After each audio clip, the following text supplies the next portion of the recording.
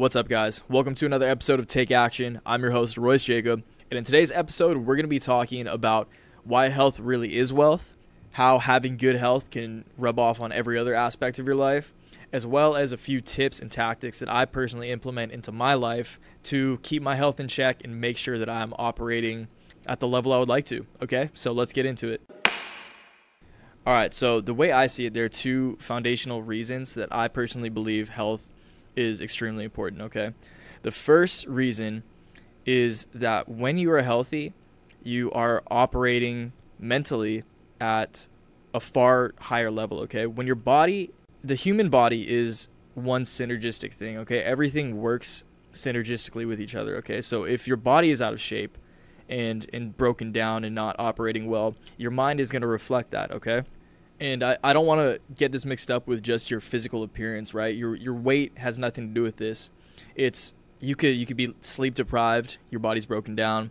You could have been drinking. I'm sure we've all drank, right? When you're hungover, you're obviously not as mentally acute as you would be on a standard day, okay? So it's not only the composition of your body and your physical appearance, it's just how your body and your internal organs, your blood is flowing, how everything is working with each other, okay? And yeah, when your body's broken down, your mind's not going to be, you're not going to be sharp, right? You're not going to be able to mentally perform at the level you would like to, okay? So yeah, just to wrap this point up, the health of your body reflects the health of your mind, right? And the reason I'm stressing so heavily on the impact of the body and mind, or the body and mind synergy, is because your mind controls all of your actions, right? And of course, we don't have complete control over everything that'll happen to us. Obviously, environmental factors impact our lives, but the more control you have over your mind is the most control you can possibly have, okay? And that's why it's so important to understand that the body and mind work so synergistically with each other. Saying that word a lot, but it's true. So that's why, yeah, health is so important for the way you act and the way you perform mentally and just performance in every area. The second reason I think health is so vital is because it's one of the very few things in life that you have complete control over. God forbid you contract some sort of disease or illness that is beyond your control, but for the most part, you will have complete control over your health. You'll have control over what you choose to put in your body, what food you ingest, what supplements you choose to take, how often you work out, how well you work out, and all of that is within your control, right? So when you feel in control, that gives you confidence, and confidence is one of the greatest attributes you can have in this life, right? Not cockiness, but confidence. And when you know that you're treating your body well and have the discipline to treat your body well, eat well, take the time to exercise, that gives you confidence, right? And confidence is key. Okay, so those are the two foundational reasons that I believe health is important. Let's get into some of the tactical and practical stuff that you can implement, okay? The first thing I want to cover, which is going to seem like a definite no shit one, but it's so important when it comes to good health and performance, is sleep, all right? You need to make sure that you're getting proper sleep, especially if you're working a lot or you're really active throughout the day. You need to make sure that your body has a proper time to recover, all right? So that's why good sleep is extremely key. Our bodies need sleep, so make sure you're sleeping all right. One quick tip that I have for bettering your sleep is to not eat at least 2 to 3 hours before you go to sleep, okay? When you eat right before you go to sleep, your body's going to be working to metabolize the food that you just ate. And when your body has to work to metabolize that food, it's a lot more difficult for you to get into REM sleep, or that deep sleep that you really need to get good recovery. Okay, so don't eat a few hours before you sleep. That's huge. My second tip is intermittent fasting. And this applies to both your mental acuity and your ability to perform cognitively, as well as, even like fat loss, just to break it down, like fat loss and good body composition. And intermittent fasting is where you eat within a specific eating window during the day. But the reason it's called intermittent fasting is because you're fasting or not eating for a larger amount of that day. Okay, so 24 hours, right? I personally do a 14 to 16 hour fast per day, which is where I don't eat from, say, 8 p.m. to 10 a.m. to noon. All right, so 10 a.m. to 8 p.m. to 10 a.m. to noon, that's going to be about 14 to 16 hours. And then you can start, you break fast. That's why it's called breakfast, guys. It's a break fast, okay? So then I break fast at about 10 a.m. to noon, something light usually.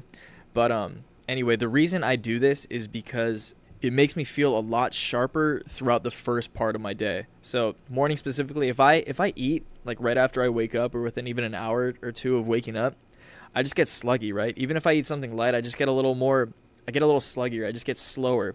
And I like to make the most of my mornings. I want my mornings to be as productive as possible. I like to bang out the hardest tasks of my day in the mornings, just so I have that win for the day, and the rest of the day is just coasting.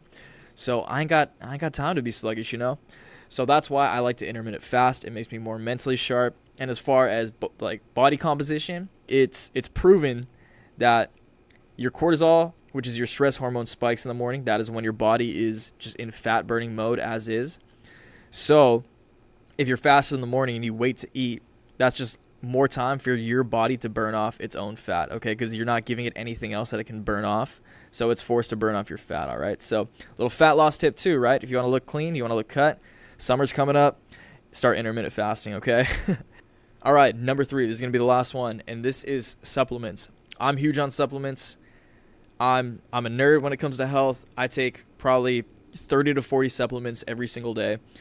And that's just years of accumulating knowledge on certain supplements, all right? And I don't expect you guys to know supplements, which is why I am going to shout out my YouTube video that I actually just put up in regards to, I just took down 5 of the supplements that I use specifically for cognitive performance.